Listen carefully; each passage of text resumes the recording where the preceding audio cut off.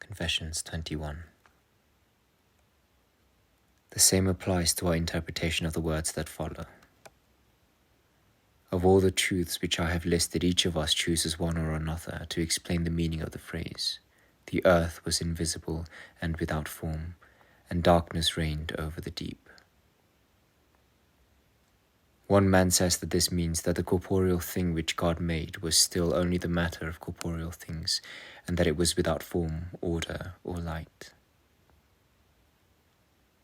Another says that it means that the whole of what we call heaven and earth was still matter without form or light, and that from it, the corporeal heaven and the corporeal earth were to be made together with everything in them that we can perceive by our bodily senses.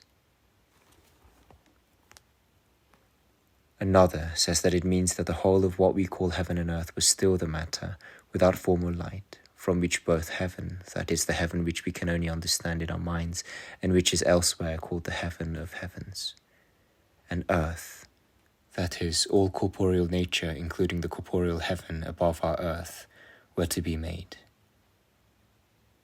In other words, the whole of creation, invisible and visible alike, was to be made from it. Another says that when the scripture speaks of heaven and earth, it does not mean the sheer formlessness of which we have spoken. This formlessness already existed and is what is meant by earth invisible and without form, and darkness over the deep.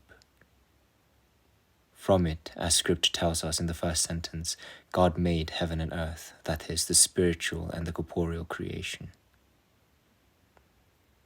Another says that the words, the earth was invisible and without form, and darkness reigned over the deep, mean that the formlessness already existed, and that it was the matter from which the first verse of Genesis tells us that God made heaven and earth, that is, the whole corporeal mass of the world divided into its two main parts, the upper and the lower, together with all the creatures in them which are known and familiar to us.